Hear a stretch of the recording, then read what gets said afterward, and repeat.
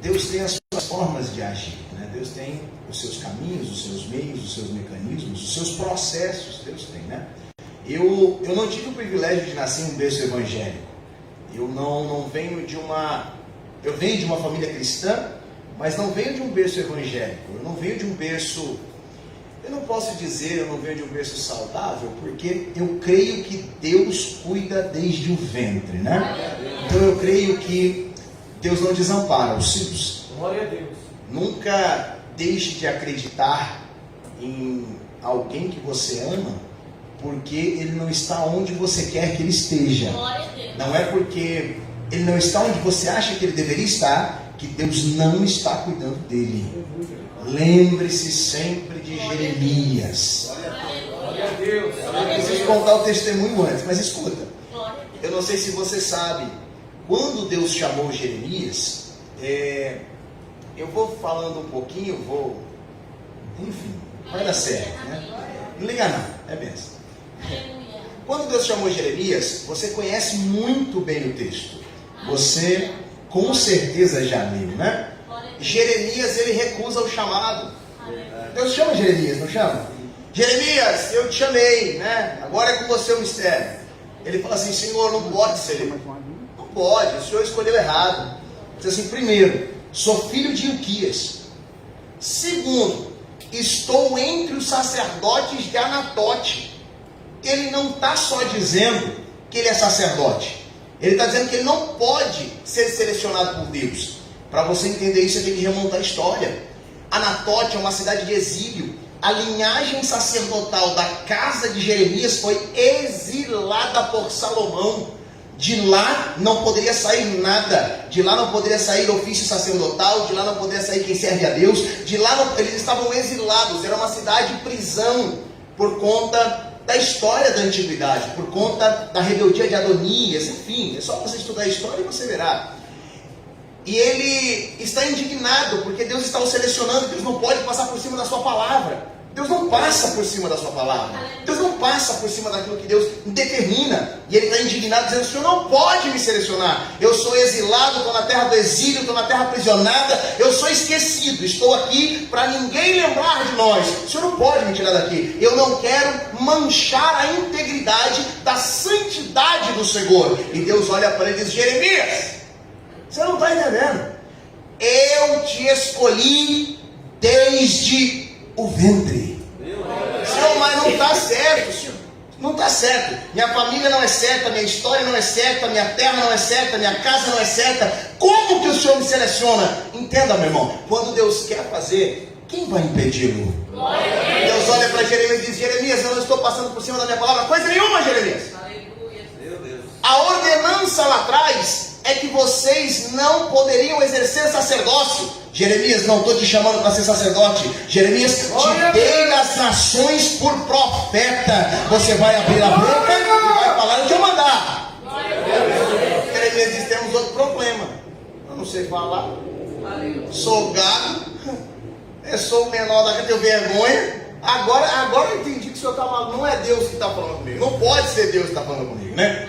E aí Deus falou: Jeremias, é simples, Jeremias. É só você abrir a boca que eu te encherei. Aleluia. Nunca duvide da chamada de alguém, porque ela não está onde você imagina que ela deveria estar.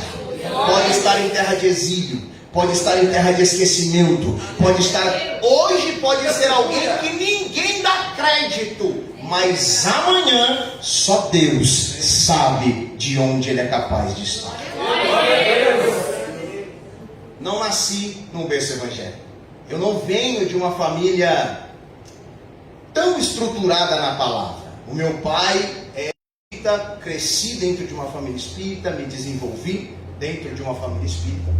E não estou rotulando, dizendo que é certo ou que é errado, longe disso.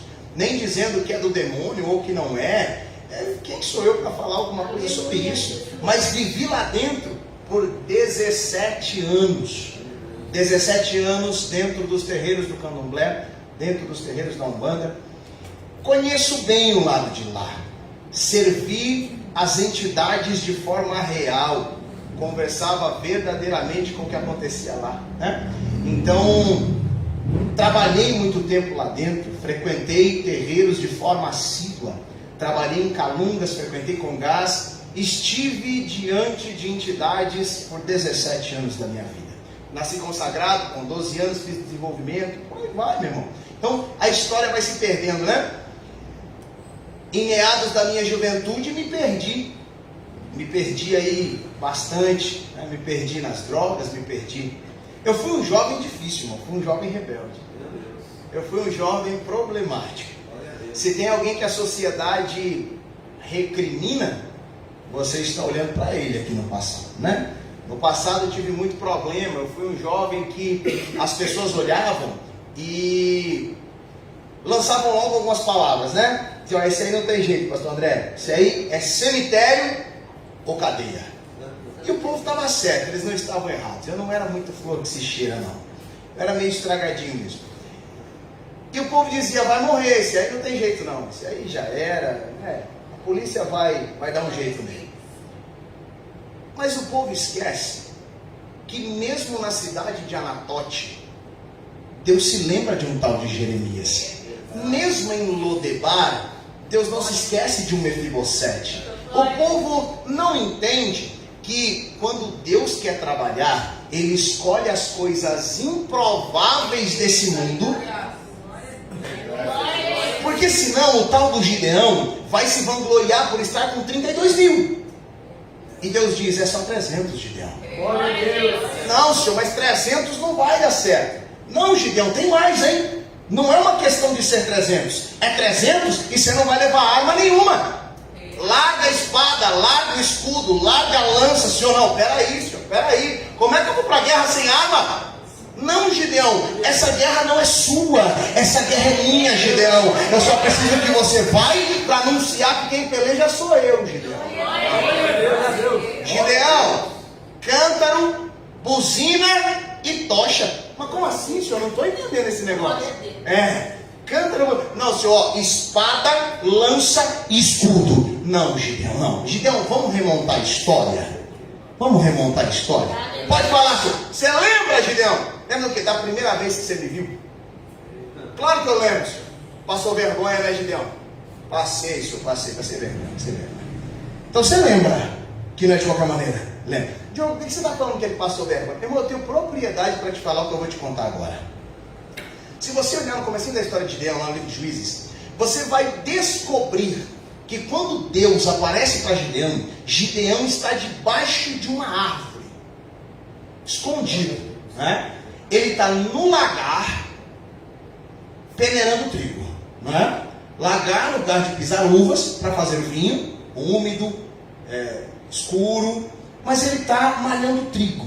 Ele está jogando trigo para cima para separar o grão granado da palha. Ninguém faz isso num lugar escondido. Ele faz onde tem corrente de vento, que é para o vento tirar a palha e o grão granado cair. Mas quem aqui é de uma época igual eu, que a mãe colocava a gente na cozinha e jogava um saco de feijão na mesa e dizia, vai separar feijão, menino? Quem é dessa época? Glória a Deus, glória a Deus. Aí eu ficava lá, grão bom, grão bom, grão bom, grão ruim. Grão bom, grão ruim. Caruncho, não, esse não. Grão bom, grão ruim, pedra. Não, pedra não, isso quebra dente, né? Grão bom, grão... Não ficava? Gideão está separando o trigo desse jeito. E o anjo aparece. Varão valoroso, o Senhor é contigo. Ele diz, não é. Se Deus fosse comigo, eu não estava nessa situação. Está errado isso aí. Deus não é comigo, não. O anjo falou assim, ó, esse aí é crente, né? Corajoso, né? Falou assim, não, o Senhor é contigo. Se ele falou assim, não é não. E tem mais, hein? O Senhor vai te livrar o povo aí através de você das mãos dos midianitas. Ele diz, não, minha casa é a menor, meu clã menor, minha família é menor, eu sou menor. Não, Deus escolhe um dos grandes lá, porque comigo não vai dar certo. Os improváveis, né? De novo, Anatote, de novo, Lodebar, de novo, o menor da casa. Deus escolhe sempre os improváveis. Gideão olhou e falou o seguinte, aqui eu começo a aprender com Deus e começo a entender o porquê que Deus está me levando por esse caminho. Escuta, você sabia que nem toda maçaneta que brilha é para você colocar a mão? Quem sabia? Não, Diogo, mas a maçaneta está brilhando. E quem foi que disse que foi Deus que colocou ela na sua frente? um anjo apareceu. Mas Jesus disse que até em anjo de luz o diabo pode se transformar, não é? Gideão olhou e falou assim: peraí, se é Deus mesmo nessa parada aqui, eu vou fazer uma oferta para o senhor vai receber. O anjo falou assim: fechou, pode preparar a oferta. Gideão foi para casa, matou o cabrito. Ô, irmão, quem é um pouquinho da roça aí, conhece um pouquinho disso, sabe, né? Matar um animal não é rápido não, irmão. Foi lá, matou um animal, limpou o animal, preparou o animal, fez um guisado, assou pão, assou bolo. As irmãs que fazem pão, bolo, aí sabe o tempo que demora, né? Naquela época não tinha fermento não, era fermentação natural, demora. Gideão demorou horas a fio. E quando Gideão voltou, quem está lá? O anjo. O anjo está lá. Observa lá no texto, que o texto vai dizer assim, e Gideão chegando com o guisado, os pães, Gideão chegou com tudo aquilo na mão. Gideão chegando, né? O versículo diz que Gideão colocou no chão e se retirou de perto e saiu de perto. O anjo olhou para ele e falou: Gideão, no chão? Não. Por quê? Eu venho dos terreiros. Lembra que eu disse para você? Que eu venho de lá, nasci lá, cresci lá? Sabe por que o anjo não quis receber no chão? Porque quem come no chão é demônios.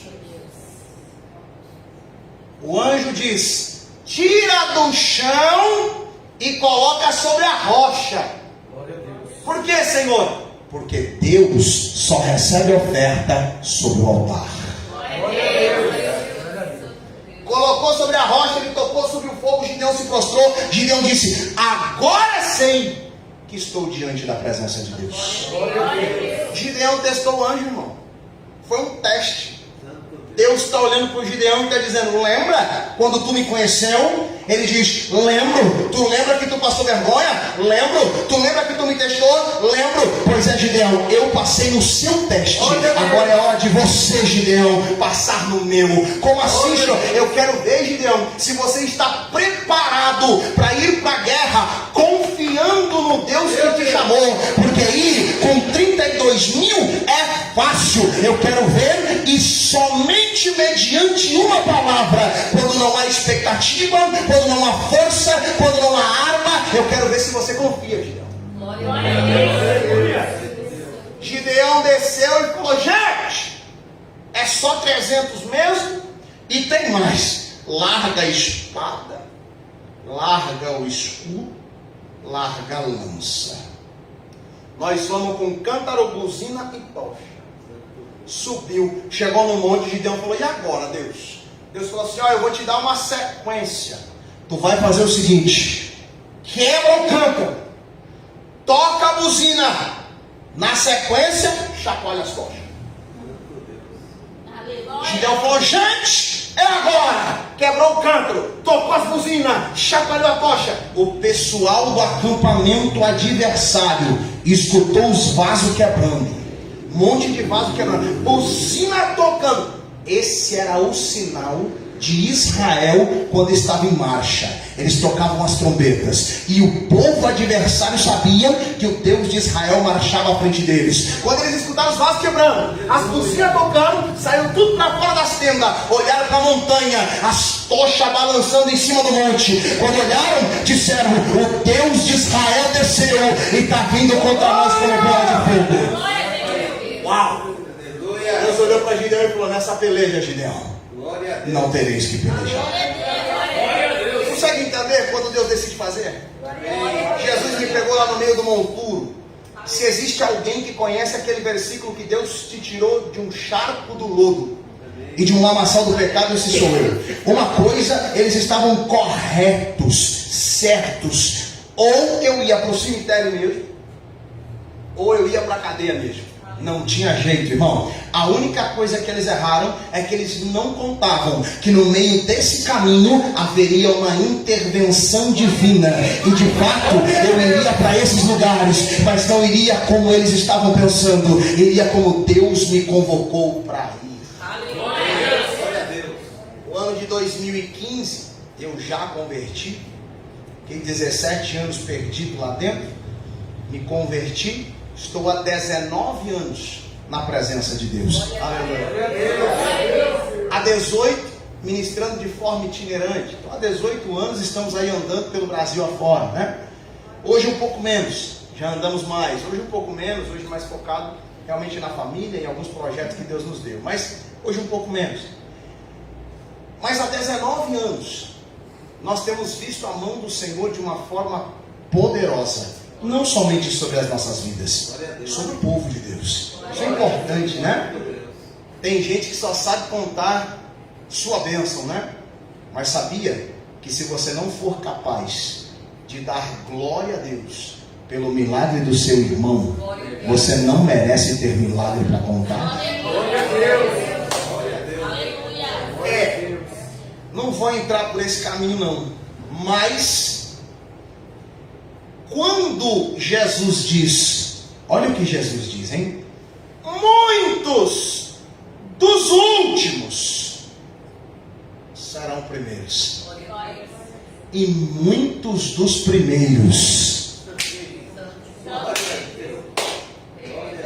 Do que Jesus está falando, pregador? Não tem senha no reino, não tem ordem de chegada no reino. Não, Diogo, mas eu cheguei primeiro. Não tem problema. Não, Diogo, mas eu cheguei por último. Não tem problema. Porque a ordem do reino não é essa. Diogo, qual é a ordem do reino?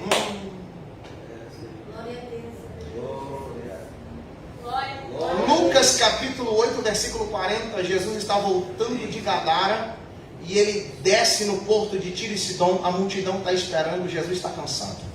Depois de uma obra missionária gigantesca, Jesus está cansado. Jesus desce, a multidão comprime. Jairo, você conhece muito bem Jairo, não conhece? Jairo vem ter com Jesus. Nós gostamos de falar que Jairo foi humilde e se prostrou, mas irmão, Jairo não foi tão humilde assim não. Não estou aqui para descaracterizar o Jairo, longe disso. Mas o Jairo, Lucas, ele é detalhista. Ele diz que Jairo tinha uma profissão. Qual era a profissão de Jairo? Chefe da sinagoga.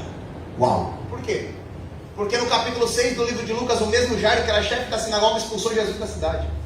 Jesus havia curado um homem da mão atrofiada dentro da sinagoga. E Jairo disse assim: o senhor profanou o Shabat, o senhor profanou a sinagoga, o senhor não pode estar aqui, eu dei o púlpito para o senhor pregar e o senhor fez isso, vai embora. Naquela ocasião Jesus olhou para todos e disse: qual de vocês, se tiver uma única ovelha, quantas ovelhas?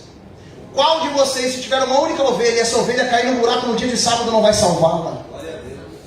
Jesus não estava falando com a multidão, estava falando com Jairo.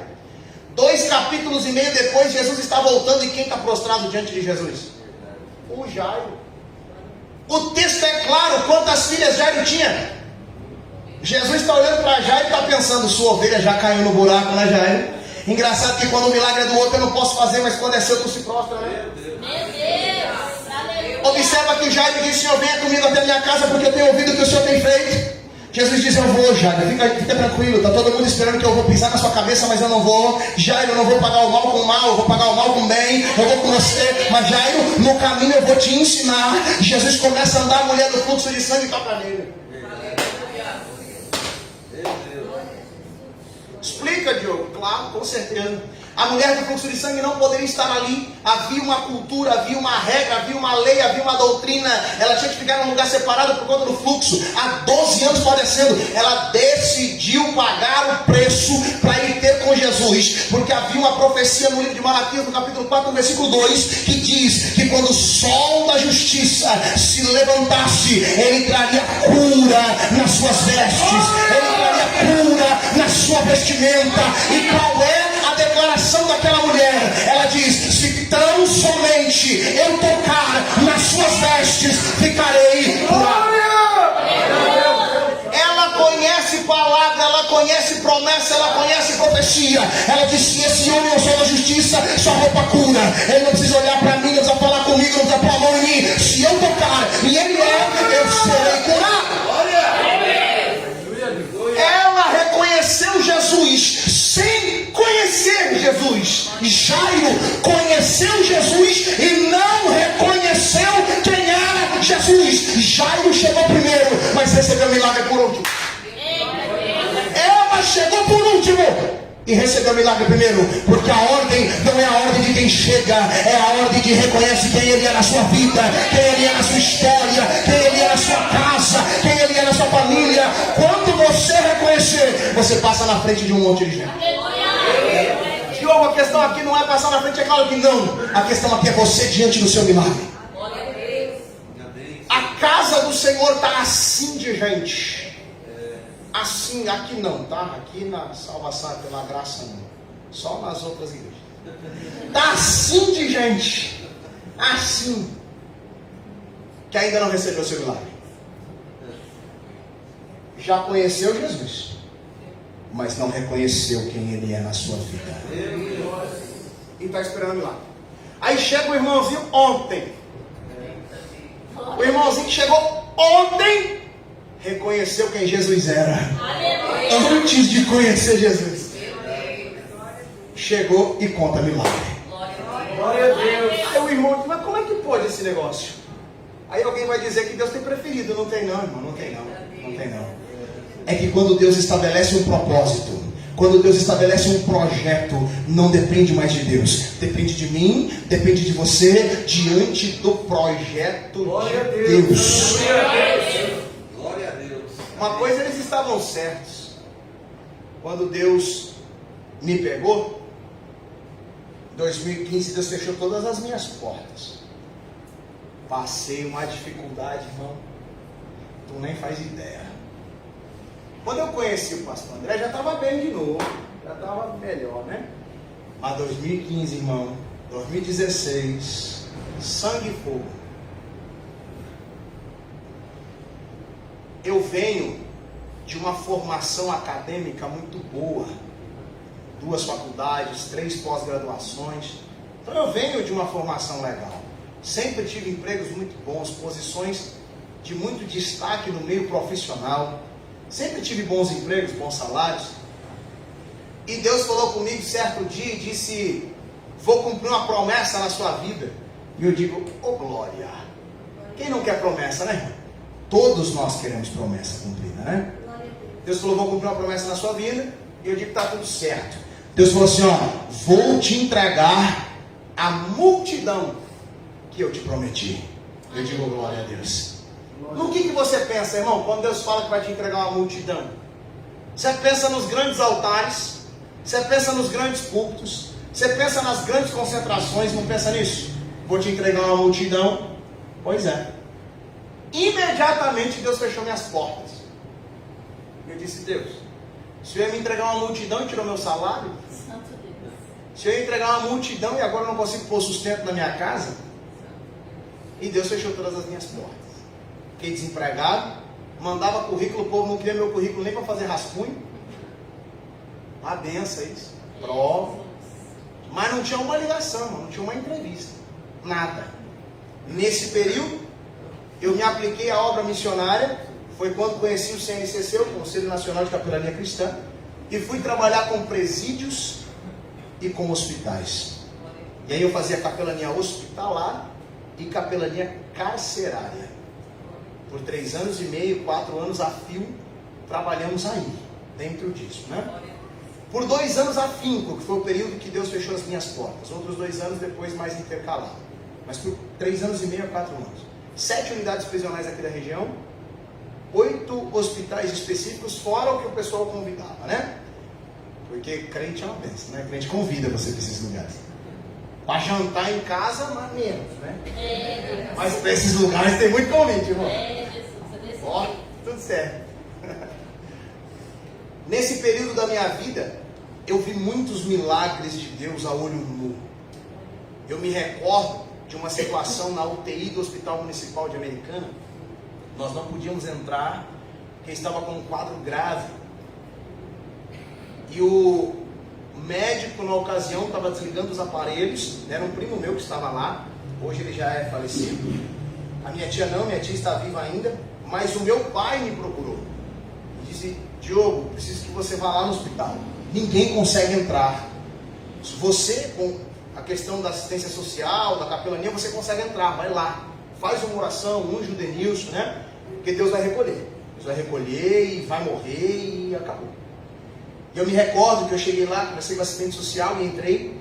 Quando eu entrei, ela disse: não pode entrar lá, porque os médicos já estão prestes a desligar os aparelhos mesmo, então é estágio terminal, não pode entrar. Disse: mas eu posso orar da porta? Ela falou: pode, da porta você pode orar. Eu estava da porta, tinha 2 quadradinhos assim na porta, né? Eu conseguia ver o leito. E eu me recordo que eu coloquei a mão na porta e eu disse: Senhor, eu sei que o veredito humano já foi. Eu sei que acabou. Eu sei que existe toda a complicação. Mas quando o Denilson nasceu, o médico disse que ele não passaria de 5 anos de idade. Não tinha expectativa, não tinha esperança. Ele tinha uma doença na coluna vertebral desde o nascimento. O senhor não tem jeito. Agora ele está aí com 30 anos de idade passando por isso. Então, Senhor, a expectativa do homem já foi rompida. O Senhor já fez um milagre. A minha oração não é nem pelo milagre. A minha oração é só para que o Senhor dê a ele um descanso em paz. Senhor, e para que os que estão aqui se sintam confortados. No finalzinho da oração, eu disse: Senhor, contudo, o meu desejo, o Senhor sabe que é da medicina ser enganada. O meu desejo é que o seu nome seja glorificado através de um milagre. Eu terminando a oração, os aparelhos começaram a apitar. O médico saiu, a enfermeira me tirou do lado e falou: fica ali. Eu fiquei por 15 minutos ali. A assistente social me buscou, eu desci com ela e fiquei lá embaixo esperando. 2 horas depois, ela desceu para falar comigo e disse assim: o que você fez? Eu falei: orei. Ela falou: olha, ninguém está entendendo, mas enquanto você orava, os órgãos voltaram a funcionar. Glória a Deus! Diogo, você mexeu alguma coisa? Só os lábios. Glória a Deus. Mas nada. Mas eu ainda creio que existe um Deus no céu que faz milagres. Me recordo de situações em penitenciárias irrevogáveis. Eu estava em atendimento na penitenciária. Piracicaba tem CDP e penitenciária. Estava na penitenciária de Piracicaba, uma penitenciária bonita, nova. Havia sido construída há 2 anos, ela foi construída em 2014, nós estávamos lá em 2016. Uma penitenciária bonita, cheirosa, bem limpinha. Penitenciária, falei de uma cadeia, né, irmão? Mas uma penitenciária bacana, comida boa. A gente gostava de almoçar lá porque a comida era boa. Olha que bênção. Misericórdia, almoçar na cadeia, né? O povo falava que só tinha cadeia, pra mim estava certo, né? Aí eu comi na cadeia. Ó, sangue e fogo. Estávamos lá. Um jovem chegou pra gente, porque lá, algumas penitenciárias você prega no convívio, outras você prega na viúva, né? Tem uma cela e você não pode entrar. Desde 2012, da última rebelião que teve, os capelões não podem entrar mais no convívio com os internos. Então, para você estar no convívio, eles ficam trancados na cela. Aí eles não gostam muito, não. Eles não gostam da igreja, não. Mas acho que tem a viúva, então você fica na viúva preso ali, e eles ficam no convívio solto. Muitos ficam jogando bola, outros tocando pagode, tá tudo certo. E quem quer ouvir a palavra vem para a viúva. Nesse dia nós estávamos na viúva. Estava eu e o Marcos junto comigo, pastor Marcos, e nós pregávamos ali, tinha umas 30 pessoas com a gente aqui, e a gente pregando, e eu falando, e me lembro nesse dia, um jovem chegou para mim ali na viúva e falou assim: pastor, eu preciso de um milagre. Eu falei: é mesmo? É sempre assim, né? Você está dentro da viúva, não tem por onde correr, não tem como pedir ajuda para os universitários, não dá, né, irmão? Pastor, eu preciso de um milagre. É mesmo, irmão? Glória a Deus, né? Que bênção, né? Mas eu não entrego milagre, não. Eu vou entregar a palavra. Eu falei assim: olha aqui. Na hora que ele mostrou a perna, mas era só amputação. Já estava gangrenando. Uma ferida gigante. Gangrenando, assim, não tinha solução. Eu olhei para aquilo, chegou a me embrulhar o estômago. E o Marcos olhou para mim com aquela cara de: é com você. Sempre assim, né? Ó, é com você isso aí. Eu digo: misericórdia. Tá bom, né? Nós estamos aqui, não tem outra saída. É isso aqui ou nada. Mas você crê que Jesus pode fazer um milagre? Eu creio. Mas você crê? Mas você já aceitou Jesus? Ainda não. E você crê? Creio. Tá bom, né? Você crê mesmo? Creio. Não vou nem te oferecer Jesus agora, então. Você crê? Creio. Então tá bom. Fecha o olho aí, levanta a mão todo mundo aí. 2 pessoas seguram ele aí dentro, não consigo segurar. Jesus! É o seguinte, não dou conta, não alcanço e não posso, mas creio no seu poder. Cura ele. Agora, olha, irmãos, a ferida não fechou. Eu queria que ela fechasse, né? Imediatamente, mas não fechou. Foi bonito de ver. Só que ele abriu o olho e olhou para a perna. Falou assim, você não tem Deus. Eu falei, então tá bom, né? Aí ele acabou com a gente, irmão. Não fica ouvindo a palavra aqui não, porque esse homem é do demônio. Mas falou. Eu digo, tá bom, é benção, né? Fomos embora. Nós fazíamos um raio por semana. Porque nós íamos uma vez por semana lá, 7 unidades prisionais, uma por dia, no espaço, um raio por semana. Ele estava no raio 8. Eu só ia voltar no raio dele 8 semanas depois. Para mim foi um alívio, né? Porque eu falei assim, tomara que quando eu volte ele nem esteja mais aí, né? Misericórdia, recolhe ele, Jesus, pelo amor de Deus. Saí de lá, dá risada porque não foi você, né, irmão? Falei, ainda bem que tem grade. Então, hoje nós apanhava aqui. Fui embora. Na semana seguinte, quando nós voltamos, nós íamos fazer o raio 1. Chegamos lá, o raio 1 estava congestionado. Deu problema. Porque o raio 1 é o raio da comida, né? O raio do trabalho ali, geralmente. Então, raio 1 estava problemático, não tinha como a gente entrar. Aí o carcereiro falou, hoje tem um problema, não vai dar para vocês fazer o raio 1. Tá bom, a gente vai no 2, depois a gente faz o 1. Ele falou, não, só dá para vocês fazerem o raio 8. Eu digo, misericórdia. Falei, Marcos, tu vai sozinho. Semana passada, nós teve esse perrengue. Como é que eu vou voltar lá, irmão? Não, misericórdia, não vou não. Aí o carcereiro falou, se só entra 2. Se não for entrar, se for um só, vocês podem ir embora, a gente cancela. Eu falei, mas a gente não pode cancelar, né? A gente tem que reportar que a gente veio, né? Então tá bom, vamos lá, né? Seja o que Deus quiser. Deus vai ajudar que esse irmão não está mais aí, foi transferido em uma semana. Ou Jesus já recolheu ele, sei lá, né, irmão? A fé é grande, né? Na hora que eu entrei, já entrei observando. Meu irmão, não vi ele. Falei, bom, não está aqui, né? Começar a pregar. Começamos a pregar, preguei. 1 hora pregando. Falei, quem quer Jesus aí? Todo mundo levantou a mão, começou a aceitar Jesus. Falei, nossa, que bênção, isso nunca aconteceu aqui, né? Aceitar Jesus, foi aquela comoção de glória. No final, o Marcos, ele sempre contabilizava, começou a contabilizar as almas ali, contando que a gente teria que reportar, para depois convidar para o batismo e tal, aquele negócio todo. No final, eu não aguentei a curiosidade. Falei, gente, o que aconteceu com aquele irmão, né? Na perna. O irmão da perna lá, que estava ruim, que falou aqui que eu era do demônio, né? Porque semana passada eu falei que eu era do demônio, hoje vocês estão tudo aceitando a Jesus aqui, eu não estou entendendo, né? Aí eu falei assim, então, rapaz, você nem está ligado. E foi. No dia seguinte, a gente acordou com ele gritando, aos berros dentro da cadeia. Como assim? Ele estava gritando. Na hora que a gente foi ver, ele estava sem a calça. E a gente falou, ficou louco agora, né? O biruta da cabeça, sei lá. Não, ele falou assim, minha perna. Ele dormiu com a ferida e acordou sem ela.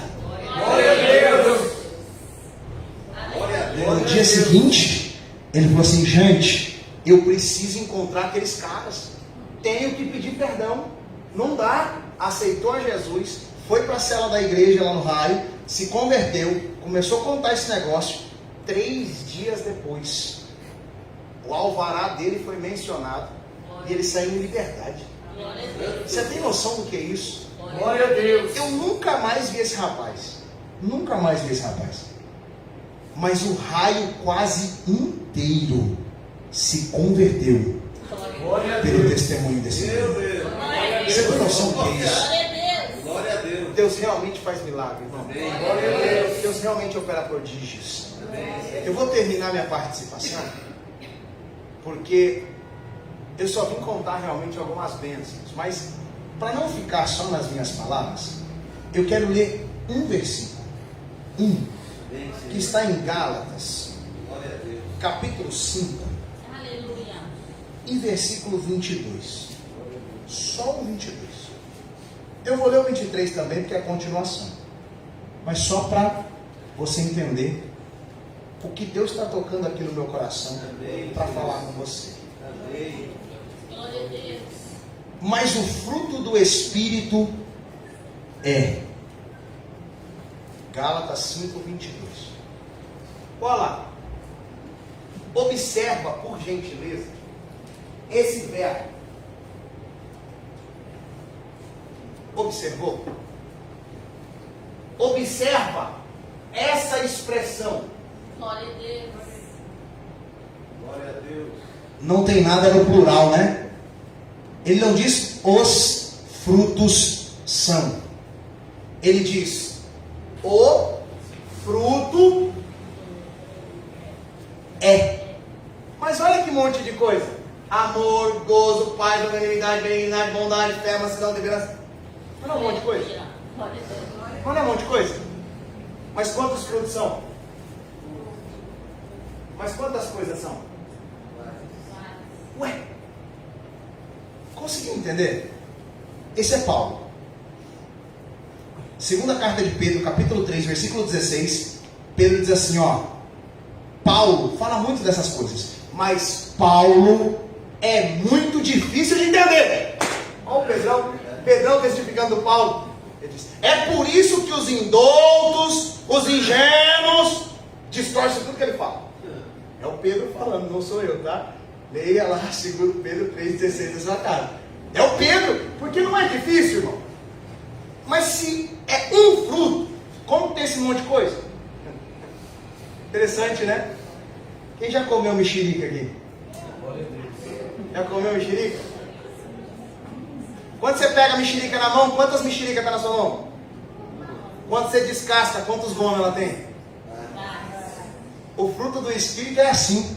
É um fruto com vários gomos. Glória a Deus. Ah, tá começando a entender? Aleluia. Um fruto com vários gomos. Diogo, tem como eu ter paz e não ter benignidade? Não, o fruto é um só. É verdade.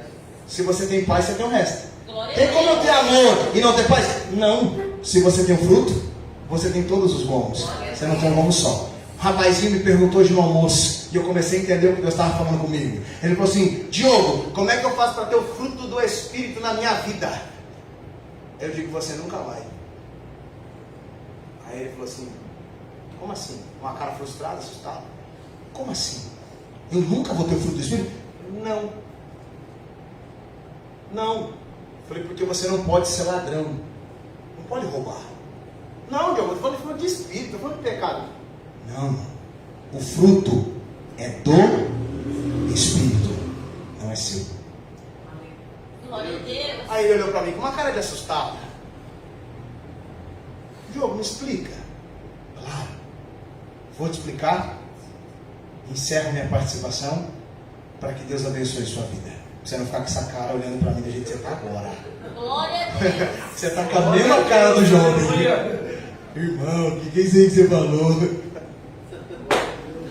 Gente, se o fruto é meu. O que você quer dizer?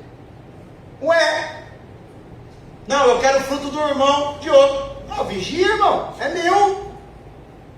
Por que do Espírito você quer? É dele. Olha que interessante o Paulo. O fruto é do Espírito. E ele é um só, mas ele tem um monte de gomos. O grande ápice aqui, do que Paulo está trazendo, não é que você deve ter esse fruto para você. De forma alguma. De forma alguma. O que Paulo está ensinando é que a nossa busca não é pelo fruto. A nossa busca é por quem gera o fruto. Diogo, como é que eu faço para ter o fruto do Espírito comigo? Não vai. O fruto é dele. O que você precisa é ter o Espírito dentro de você. Glória a Deus. Por que, Diogo? Porque se você tiver o Espírito em você, ele produzirá o fruto dele através de você. Não é sobre ter o fruto para você, é sobre frutificar o fruto dele. Glória a Deus. Aleluia. Nós vivemos numa geração que não entende isso. Vivemos numa geração que quer paz, mas não quer o Espírito. Vivemos numa geração que quer amor, mas não quer o Espírito. Vivemos numa geração que quer o bem, mas não quer o Espírito. Não tem como. Ou tem ele, ou não tem nada. Ou, eu vou ter que te falar isso. Ou recebe ele de uma vez por todas, ou nunca terá nada. O camarada quer ter paz, mas não quer o Espírito da paz. Não vai ter paz nunca.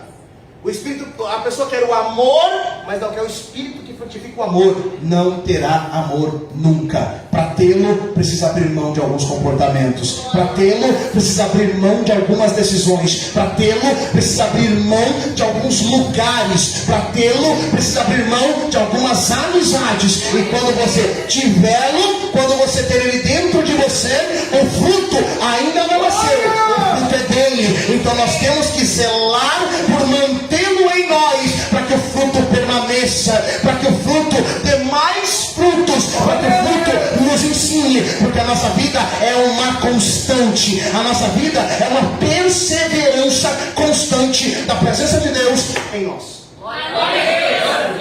Entendeu a dificuldade de entender Paulo? Paulo escreve difícil. É por isso que Paulo fala no capítulo 12, no versículo 1 da carta aos Romanos, ele diz assim: rogo-vos, pois, irmãos, que apresenteis os vossos corpos como sacrifício vivo diante de Deus. Seu corpo é templo do Espírito. O seu corpo é morada que ele habita. Para ter esse fruto, o seu corpo é o local de habitação dele. Você é terra, ele é semente. Para germinar, a semente tem que estar na sua terra. Paulo diz no versículo 2: por isso, não se conforme com o mundo, Meu Deus, verdade.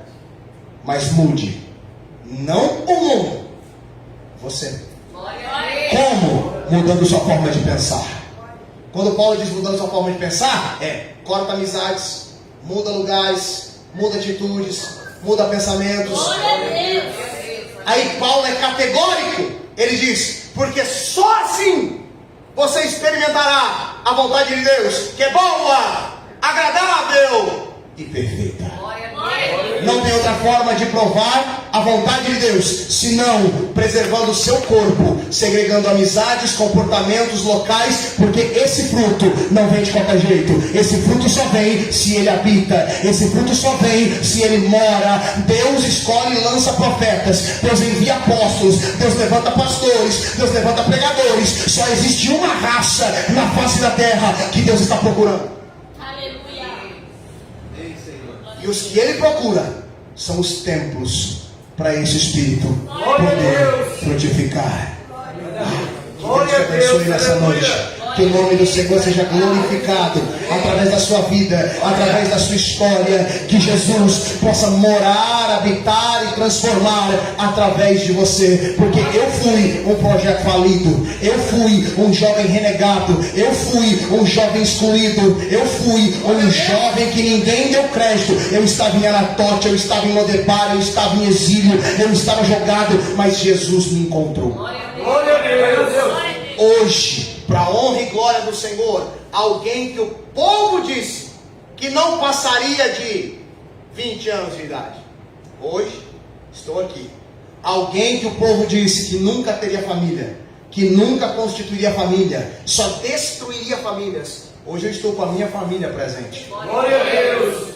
Alguém que o povo disse que nunca seria ninguém, hoje, para a glória do nome do Senhor, temos 3 títulos em livros escritos. Glória a Deus. Glória a Deus. Glória a Deus. Liderança desajustada, específico para pessoas que lidam com pessoas.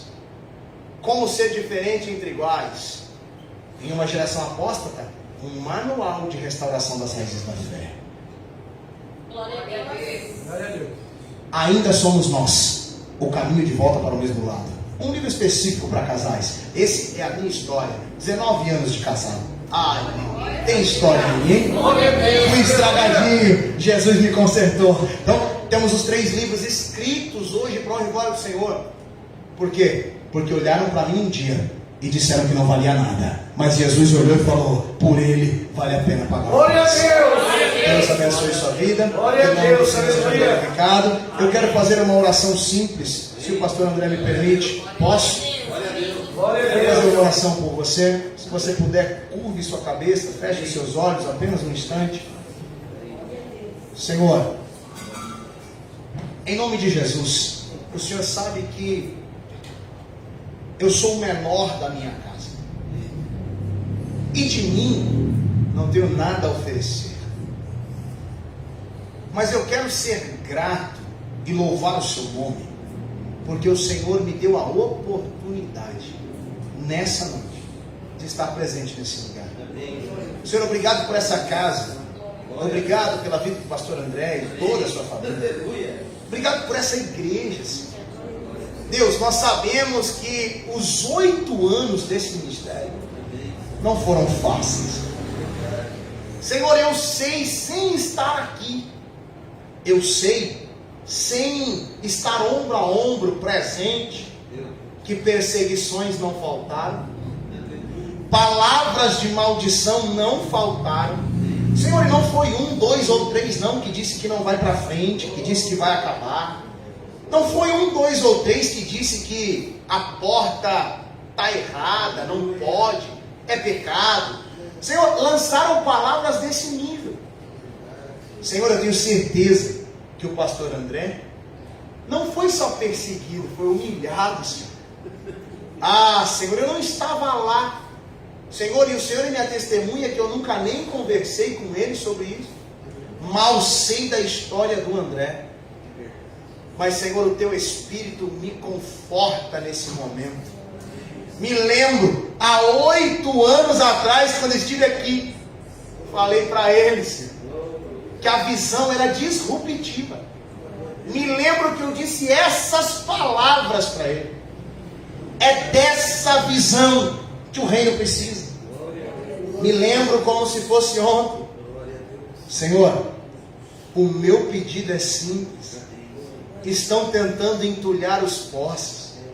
Senhor, para cada postagem no Instagram, tem um monte de gente que se levanta.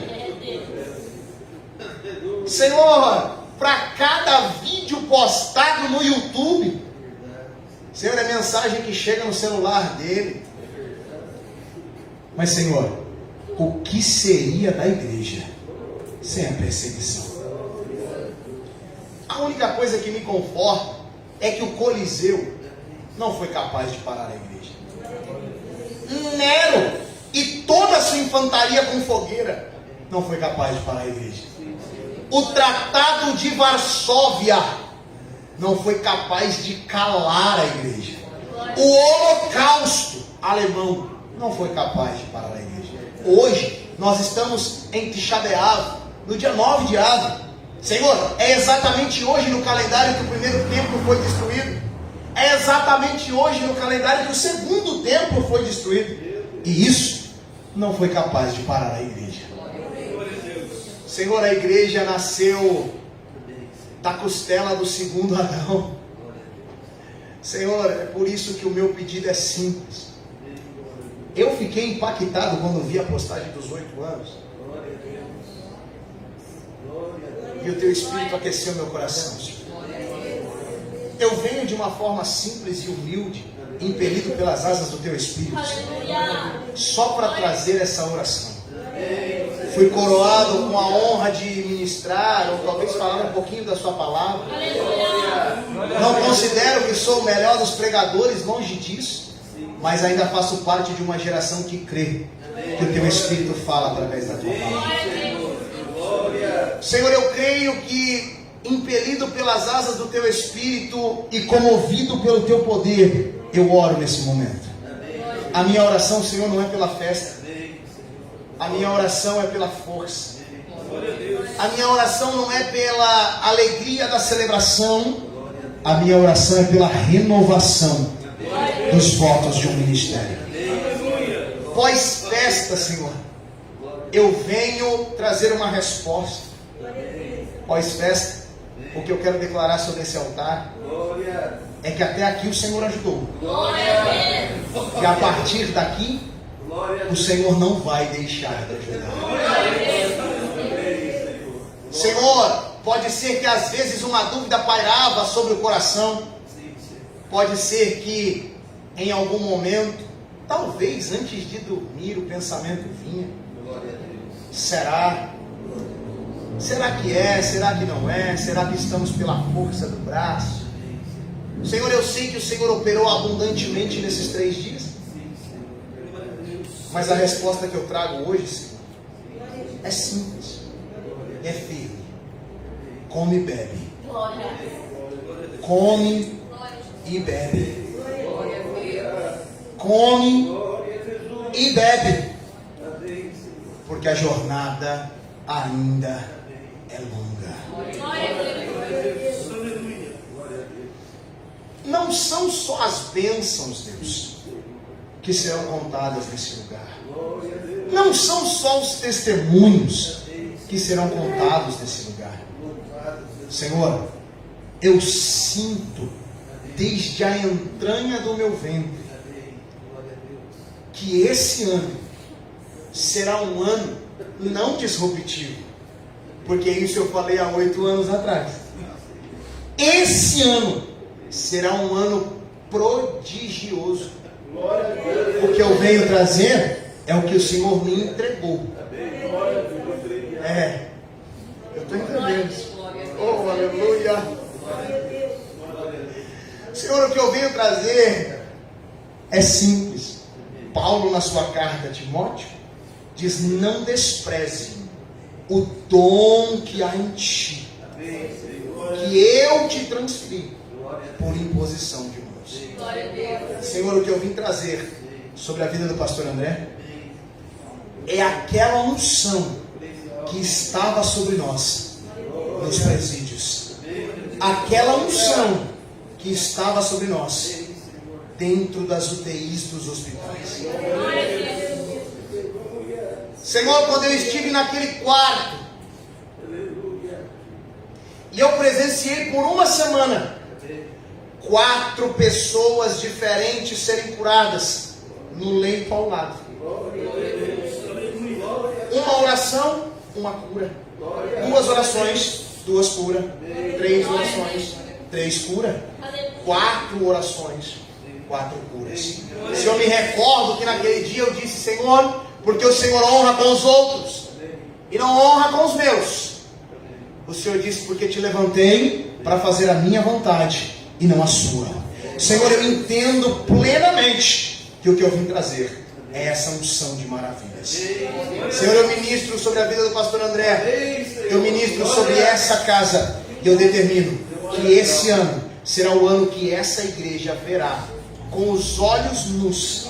Essa igreja verá com os olhos carnais o Senhor operar milagres. Não serão milagres testemunhados aqui na frente, serão milagres assistidos dentro deste lugar.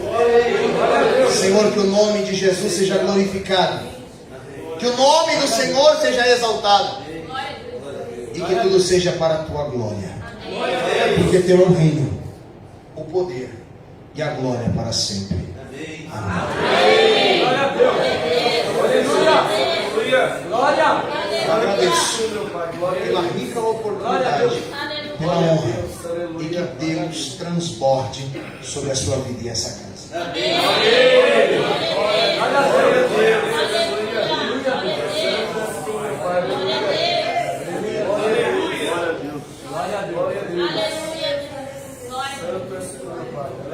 Glória a Deus. Que presença gostosa, que oração maravilhosa, como Deus falou com nós aqui hoje.